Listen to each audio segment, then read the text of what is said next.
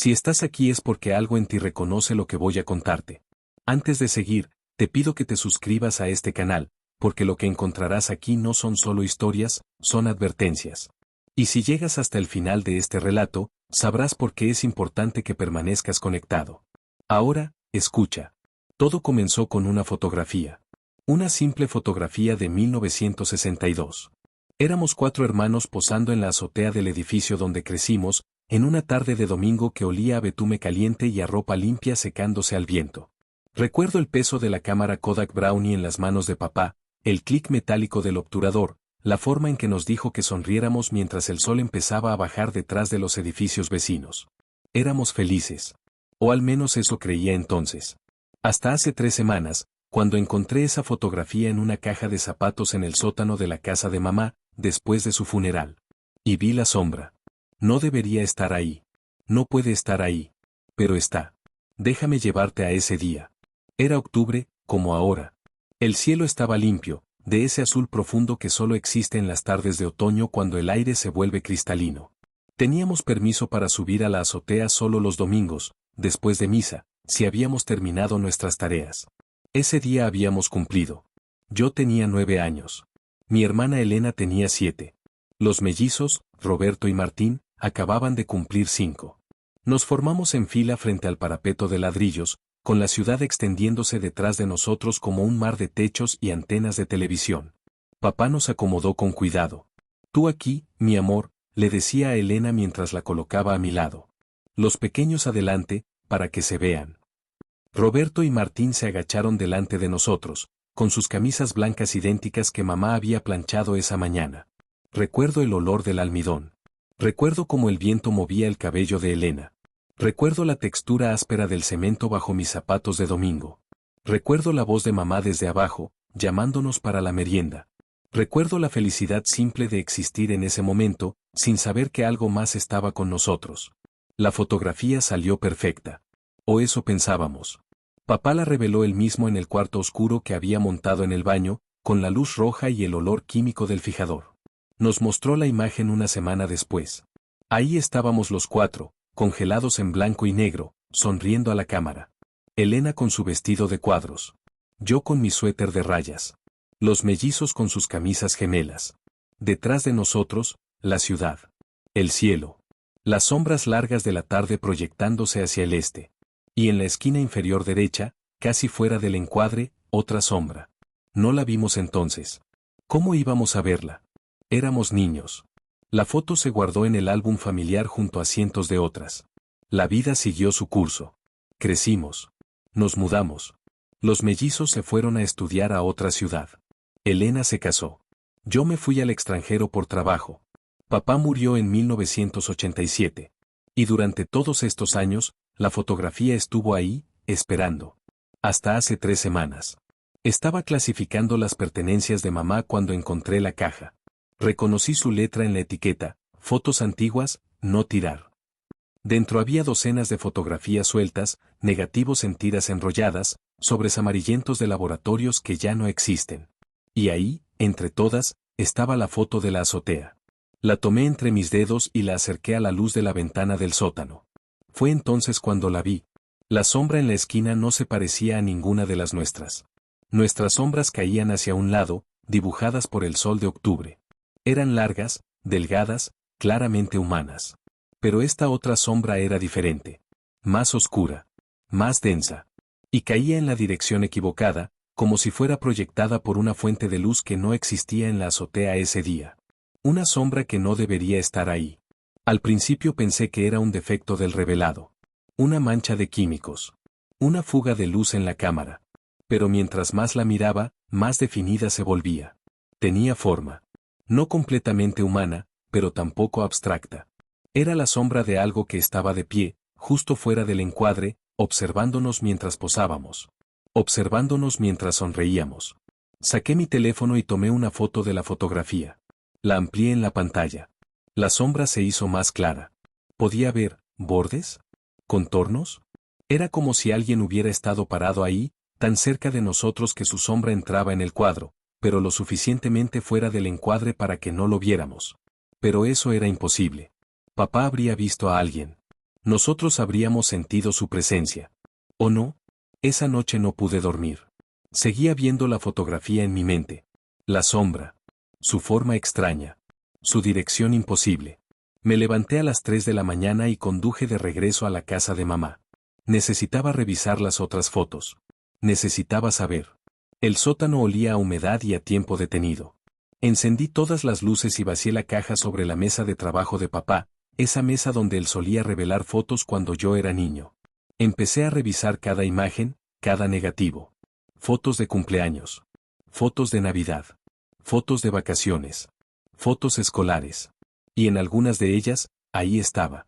No en todas. Pero en suficientes como para que no fuera coincidencia. La sombra aparecía en las fotografías tomadas en la azotea. En algunas era apenas visible, un borrón en el borde del encuadre. En otras era más definida.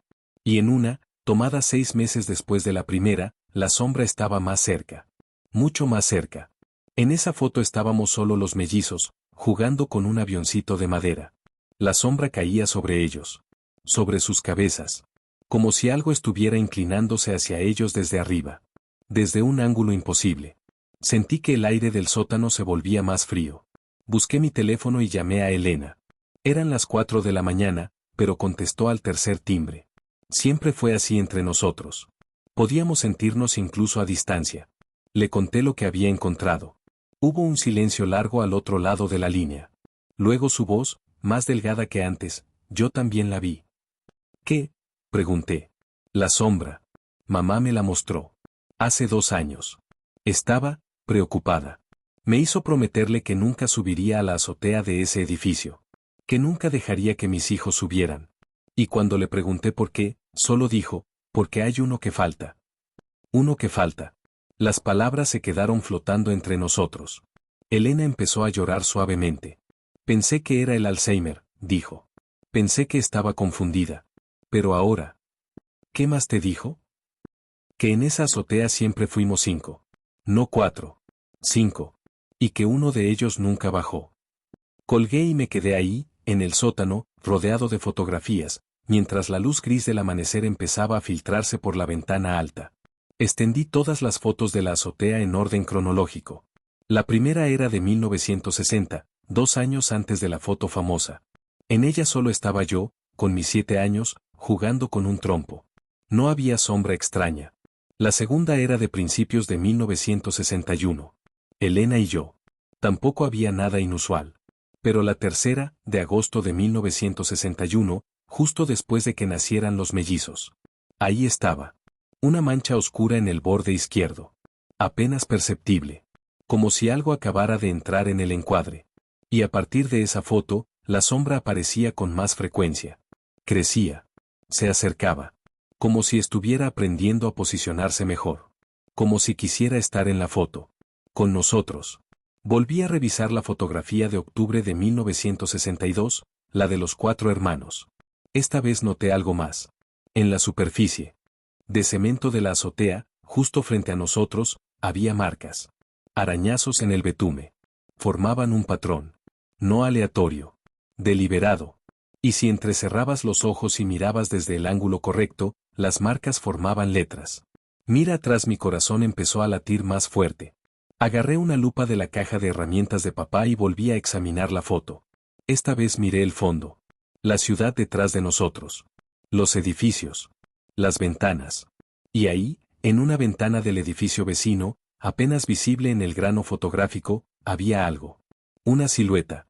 Alguien estaba en esa ventana. Observándonos. Y no era un vecino casual. La postura era extraña. Rígida. Como si hubiera estado ahí durante horas, esperando el momento exacto en que papá tomaría la foto. La ventana estaba en el 5.º piso del edificio de al lado.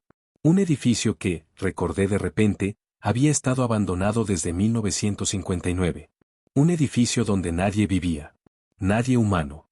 Guardé todas las fotos en mi mochila y salí de la casa de mamá mientras el sol empezaba a levantarse. Necesitaba volver. Necesitaba subir a esa azotea de nuevo. El edificio donde crecimos todavía estaba en pie, aunque ahora era diferente. Los apartamentos se habían renovado. Los inquilinos eran otros. Pero la estructura era la misma. Y la azotea seguía ahí. Llegué al mediodía. Entré por la puerta principal como si todavía viviera ahí. Nadie me detuvo. Subí las escaleras, piso tras piso, y cada escalón me devolvía recuerdos. El olor del pasillo del segundo piso. La puerta verde del tercero. El sonido de mis pasos resonando en el hueco de la escalera. Todo igual. Todo diferente. La puerta de la azotea estaba cerrada con candado, pero la cerradura estaba oxidada. Forcé la manija y se dio con un chasquido metálico. La puerta se abrió y una ráfaga de viento caliente me golpeó la cara. Subí los últimos escalones y emergí en la azotea. No había cambiado nada. El mismo parapeto de ladrillos. El mismo suelo de cemento. Las mismas tuberías de ventilación. Incluso había un varal con ropa secándose al viento, igual que en 1962. Caminé lentamente hacia el lugar donde habíamos posado. Mis zapatos crujían sobre el betume caliente. El sol estaba alto, pero las sombras ya empezaban a alargarse. Me paré exactamente donde había estado papá con la cámara. Miré hacia donde nosotros habíamos posado. Y lo vi. Las marcas en el suelo seguían ahí. 63 años después, las marcas seguían ahí. Mira atrás. Arañadas en el cemento como si alguien las hubiera grabado con uñas. O con algo que se parecía a uñas. Me arrodillé y pasé mis dedos por los surcos. Eran profundos. Demasiado profundos para ser hechos por un niño jugando. Y estaban orientados hacia donde nosotros habíamos estado parados ese día de octubre. Hacia donde la sombra había caído. Me levanté y giré lentamente. Detrás de mí estaba el edificio vecino, el edificio abandonado. Conté los pisos hasta llegar al quinto. Ahí estaba la ventana. La misma ventana donde había visto la silueta en la fotografía. Pero ahora la ventana estaba rota. El vidrio había desaparecido hacía décadas.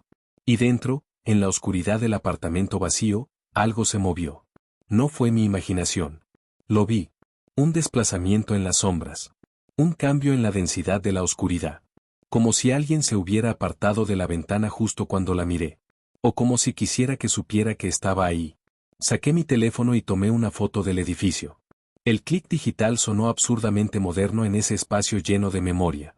Revisé la imagen en la pantalla. Y ahí, en la ventana rota del quinto piso, capturada con perfecta claridad por la cámara del teléfono, estaba la misma silueta de 1962. Exactamente igual. Como si no hubiera envejecido. Como si el tiempo no pasara para ella. Amplié la imagen temblando. La silueta era alta. Desproporcionadamente alta. Y su postura era la misma que en la foto antigua. Rígida. Antinatural. Como un maniquí. O como algo pretendiendo ser humano sin entender del todo cómo se supone que debemos estar de pie. Bajé corriendo de la azotea. Crucé la calle. La puerta del edificio abandonado estaba tapiada, pero encontré una entrada lateral que se dio con facilidad. El interior olía a moho y a abandono. Luz gris se filtraba por las ventanas sucias. Subí las escaleras de 2 en 2, mi respiración resonando en el silencio. Cuarto piso. Quinto piso. El pasillo se extendía delante de mí, oscuro y largo. Conté las puertas hasta llegar a la que correspondía a la ventana. La puerta estaba entreabierta. Empujé suavemente y entró crujiendo sobre bisagras oxidadas. El apartamento estaba vacío. Completamente vacío. Sin muebles. Sin basura. Solo polvo y luz mortecina. Caminé hacia la ventana desde donde habían observado. El vidrio crujía bajo mis zapatos. Me asomé. Perfecta vista de la azotea de mi edificio. Perfecta vista de donde habíamos posado ese día de octubre. Como un escenario visto desde el palco. Como si ese apartamento hubiera sido construido específicamente para observar esa azotea.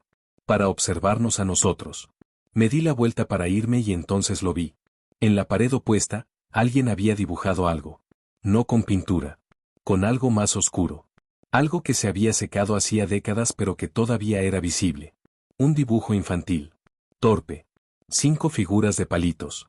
4 de pie. Una acostada. Y debajo, escrito con la misma sustancia oscura, una palabra en letra temblorosa. Hermano, sentí que mi estómago se contraía. Las 5 figuras estaban etiquetadas con nombres escritos encima. Reconocí mi nombre. El de Elena. Roberto. Martín. Y sobre la quinta figura, la que estaba acostada, había un nombre que no reconocí. Un nombre que nunca había escuchado. Pero mientras lo leía, una memoria comenzó a formarse en mi mente. No un recuerdo claro. Algo más viejo. Más profundo. Como un sueño que había olvidado al despertar pero que siempre había estado ahí, en el fondo de mi mente. Había sido 5. Cuando mamá estaba embarazada de los mellizos, los doctores le dijeron que esperaba trillizos. 3 bebés. Elena y yo estábamos emocionados. Íbamos a tener 3 hermanos nuevos. Pero cuando llegó el parto, solo nacieron 2. Roberto y Martín. Sanos y perfectos. Del tercero nunca se habló. Los doctores dijeron que se había reabsorbido. Que a veces pasaba.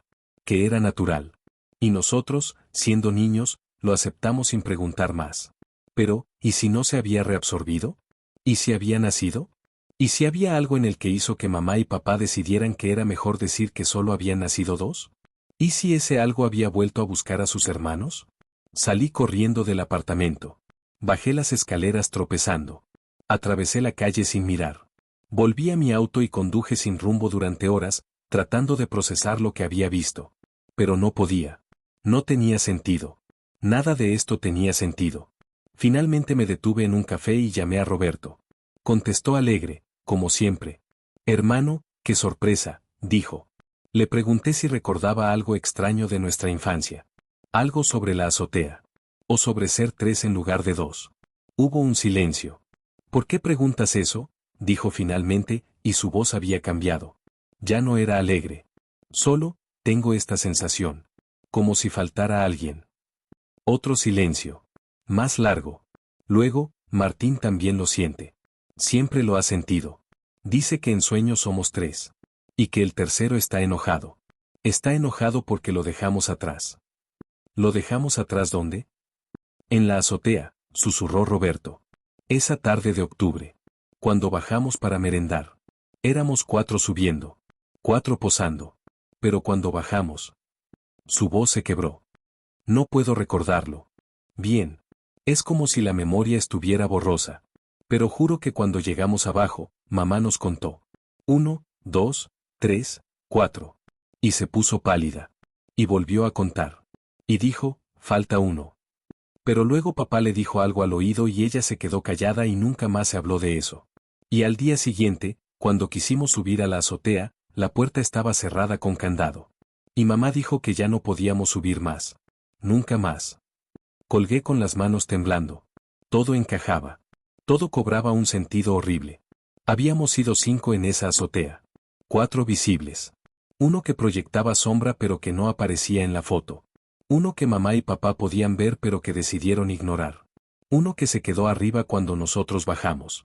Uno que había estado esperando durante 63 años. Esperando a que volviéramos. Esa noche tuve el primer sueño. Estaba en la azotea de nuevo. Era de noche. La ciudad brillaba alrededor nuestro. Y ahí estábamos los 5. Yo, Elena, Roberto, Martín. Y él. El quinto. No podía ver su cara. Cada vez que intentaba mirarlo directamente, mi visión se desdibujaba. Pero sabía que estaba ahí. Y sabía que estaba sonriendo. Una sonrisa que no era exactamente humana. Y en el sueño, él me agarraba la mano. Su mano era fría. Demasiado fría. Y me decía con una voz que sonaba como el viento entre edificios, vuelve. Vuelve y trae a los otros. La foto no está completa. Falta 1. Siempre faltó 1. Pero ahora puedo arreglarlo. Desperté gritando. Los sueños continuaron durante las siguientes noches. Cada vez más vívidos. Cada vez más reales. Y cada vez, el quinto hermano estaba más cerca. Más definido. Empezaba a poder ver detalles. Su ropa. Su cabello. Sus ojos. Ojos que no parpadeaban. Que no tenían pupilas. Solo blanco. Blanco como el papel fotográfico sin exponer. Y entonces empezaron a pasar cosas en el mundo real. Elena me llamó. Había encontrado la misma fotografía en su casa. Pero jura que nunca la había tenido. Simplemente apareció sobre su mesa de noche una mañana. Y en esta versión de la foto, la sombra era más grande. Más cercana. Como si se hubiera movido entre el momento en que yo vi la foto y el momento en que ella la encontró. Roberto me envió un mensaje. Dijo que su hijo de 5 años, un niño que nunca había visto fotos de nuestra infancia, había dibujado algo en la escuela. 5 niños en una azotea. Y cuando la maestra le preguntó quiénes eran, el niño señaló a 4 y dijo sus nombres: papá Roberto, tío, tía Elena, tío Martín. Y luego señaló al quinto y dijo, este es el que espera. Martín dejó de contestar mis llamadas. Intenté buscar información sobre el edificio. Registros antiguos. Planos. Historia. Y encontré algo. En 1959, 3 años antes de nuestra foto, un niño había desaparecido en ese edificio. Un niño de 7 años. Se llamaba igual que el nombre que vi escrito en la pared del edificio abandonado. Las autoridades buscaron durante semanas. Revisaron cada apartamento, cada sótano, cada rincón. Nunca lo encontraron. El caso quedó abierto. Sin resolver. Olvidado. Pero el edificio nunca olvidó. Los inquilinos empezaron a irse después de la desaparición. Reportaban cosas extrañas. Sombras que se movían solas. Pasos en la azotea cuando nadie estaba ahí. Voces de niños jugando en medio de la noche. Para 1961, el edificio estaba completamente vacío. Abandonado. Condenado. Y justo al lado, nosotros vivíamos sin saber nada. ¿O si sabíamos? Empecé a recordar cosas. Fragmentos. Como piezas de un rompecabezas que había estado armado todo el tiempo pero que había elegido no ver. Recordé que a veces, cuando jugábamos en la azotea, Elena hablaba con alguien que yo no podía ver. Y cuando le preguntaba con quién hablaba, ella decía, con el niño de al lado. Y yo me reía porque al lado no había nadie. El edificio estaba vacío. Recordé que los mellizos solían señalar la ventana del quinto piso y decir que había alguien mirando. Y mamá les decía que dejaran de inventar cosas. Pero una vez la vi mirando ella también. Y la vi palidecer. Y la vi cerrar rápidamente las cortinas. Recordé que papá dejó de revelar fotos después de 1962. Guardó su cámara. Desmanteló el cuarto oscuro. Y cuando le pregunté por qué, dijo que la fotografía ya no le interesaba. Pero lo dijo sin mirarme a los ojos. Recordé la última vez que estuvimos en la azotea. Octubre de 1962. Esa tarde dorada. Y recordé que cuando bajamos, mamá nos contó. 1, 2, 3, 4. Y se quedó mirando las escaleras. Como esperando que alguien más bajara. Y papá le dijo algo rápido en voz baja. Y ella cerró los ojos. Y cuando los abrió de nuevo, parecía haber envejecido 10 años. Y recordé que esa noche escuché llorar a mamá. Y papá le decía, no podíamos traerlo. Tú lo viste. No era natural. No era uno de los nuestros. No sé cómo llegó. No sé cómo se mezcló con ellos. Pero no podíamos traerlo con nosotros. Y mamá respondía entre sollozos, pero piensa que está solo allá arriba. Esperando. Creyendo que vamos a volver. Y yo, desde mi cama, escuchando a través de la pared, pensé que hablaban de un juguete olvidado. De algo sin importancia. Y me volví a dormir. Pero no era un juguete. Era él. El quinto hermano. El que nació del edificio. El que se mezcló con nosotros tan perfectamente que durante un momento fuimos 5 y nadie lo cuestionó. El que proyectaba sombra pero que las cámaras no podían capturar completamente porque no era completamente real. El que se quedó en la azotea cuando nosotros bajamos. Esperando. Año tras año. Década tras década. Esperando a que la promesa se cumpliera. La promesa de volver. Anoche, los 4 recibimos el mismo mensaje. En nuestros teléfonos. Al mismo tiempo. 3 de la mañana. Un mensaje de un número desconocido. Solo decía, foto incompleta. Vengan a completarla. Último domingo. Como antes. Y adjunto al mensaje, una fotografía. La fotografía de octubre de 1962. Pero modificada. Los 4 niños seguíamos ahí. Pero ahora había un quinto. Parado detrás de nosotros. Entre Elena y yo. Con una mano sobre mi hombro. Con otra mano sobre el hombro de Elena. Alto. Pálido. Con ojos blancos sin pupilas. Sonriendo. Y en el mensaje siguiente, solo decía, si no vienen, iré yo. He intentado convencer a Elena, a Roberto, a Martín de que no vayamos. Que es una trampa. Que lo que sea que esté allá arriba no es nuestro hermano. No es humano. Es algo que aprendió a imitar. Algo que nació de la soledad del edificio abandonado y que encontró en nosotros una familia que nunca tuvo. Pero Elena dice que siente su llamado. Dice que en sus sueños, él está llorando. Dice que solo quiere estar en la foto. Solo quiere ser recordado. Roberto dice lo mismo. ¿Y Martín? Martín finalmente contestó. Pero su voz sonaba diferente. Más plana. Y solo dijo, ya está aquí. Ya vino por mí. Ahora te toca a ti. Y colgó. He llamado a su casa. Su esposa dice que Martín salió hace 3 días y no ha vuelto. Que la última vez que lo vio, estaba mirando por la ventana hacia el edificio viejo. Y que cuando ella le preguntó qué miraba, él dijo, a mi hermano. El que falta. Ya viene a buscarnos. Hoy es domingo. El último domingo de octubre. Igual que en 1962. He intentado quedarme en casa. Encerrarme. Ignorar el llamado. Pero cada vez que cierro los ojos, lo veo. Parado al pie de mi cama. Observándome con esos ojos sin pupilas. Sonriendo con esa sonrisa imposible. Y susurrando, vuelve. La foto no está completa. Falta uno. Siempre faltó uno. Y ahora estoy conduciendo hacia el edificio. No porque quiera. Sino porque no puedo detenerme. Mis manos giran el volante solas. Mis pies presionan los pedales. Y en el asiento del pasajero, puedo ver por el rabillo del ojo, hay alguien sentado. Alguien alto. Alguien pálido. Alguien que no debería estar ahí pero que está. Y puedo escuchar su respiración. O lo que sea que haga en lugar de respirar. Un sonido como papel arrugándose. Como fotografías quemándose. Voy a llegar en 10 minutos. Elena ya está en camino. Roberto también. Y Martín. Martín ya está ahí. Puedo sentirlo. Está en la azotea. Esperando. Posando. Sonriendo a una cámara que no existe. Y nosotros vamos a reunirnos con él. Vamos a completar la fotografía. Los 5 hermanos. Juntos por fin. Tal como debió ser desde el principio. Solo que esta vez, no creo que bajemos. Esta vez, creo que nos vamos a quedar. Allá arriba. En la azotea. Donde siempre fuimos 5. Donde las sombras caen en direcciones imposibles. Donde el edificio recuerda lo que nosotros olvidamos. Y dentro de 63 años, alguien más encontrará una fotografía. Una foto de 5 hermanos posando en una azotea en octubre de 2025. Sonriendo a la cámara. Felices. Completos por fin. Y en la esquina inferior derecha, apenas visible, habrá una 6ª sombra. Porque siempre falta uno. Siempre falta uno. Y ahora te pregunto a ti, que has escuchado esta historia hasta el final, ¿has revisado las fotografías viejas de tu familia? ¿Has contado cuántos aparecen? ¿Has visto las sombras en las esquinas? ¿Has notado si alguien que debería estar ahí simplemente no está? ¿O si hay alguien que no debería estar pero que aparece? Revisa bien.